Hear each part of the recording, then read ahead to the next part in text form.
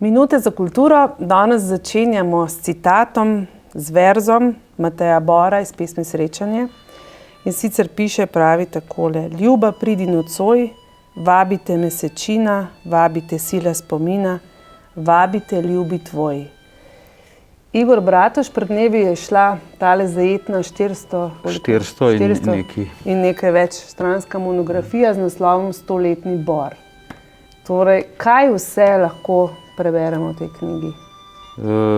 Lahko navržem, da je pospremila razstavo, ki je bila v Narodni univerzitetni knjižnici sredi aprila odprta.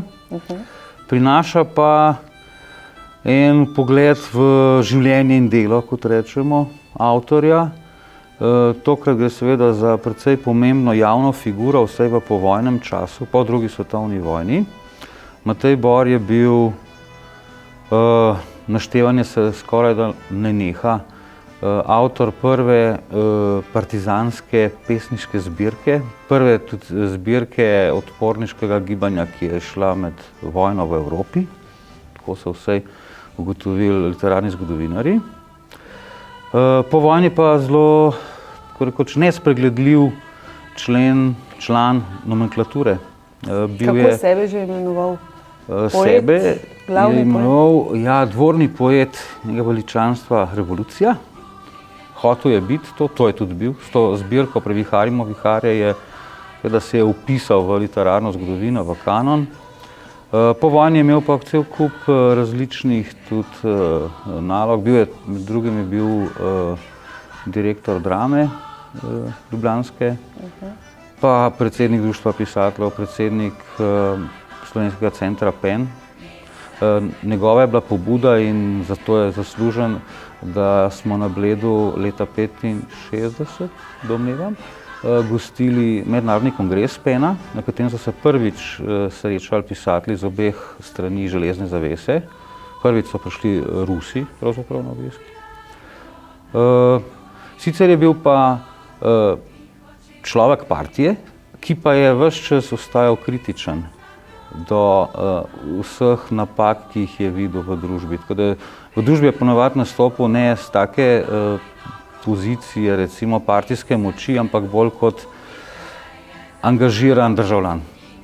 No, knjigo sta uredila dr. Mihael Glavan in Miklavž Komelj. Domnevamo, da je na eni strani nekako literarno-zgodovinska, na drugi pa najbrž pogled poezijo. Gospod Glavan ponuja zelo natančen in zanimiv pregled avtorjevega življenja iz predvojnih časov, začne zgodbo potem, kaj se je dogajalo v času vojne. Miklavž Komelj pa ponuja interpretacijo njegovega literarnega opusa. Ti si se v knjigo poglabljal, te kaj mogoče presenetilo, šokiralo, da tako rečeva, še podatek? Lahko za hip navržem, da recimo se ta vloga recimo partijskega človeka ali pa tistega iz nomenklature, on je bil z Delovo hišo povezan tako, da je bil član sosveta razvpitih književnih listov, ki ga je vodil Josip Vidmar. To so bili gospodje, ki so se dobivali, ne vem, enkrat na mesec in so dajali mnenja o vsakršnem kulturnem dogajanju v Sloveniji. Ampak iz te knjige je razvidno, da če se na hitro reče, ni bil ves čas na liniji.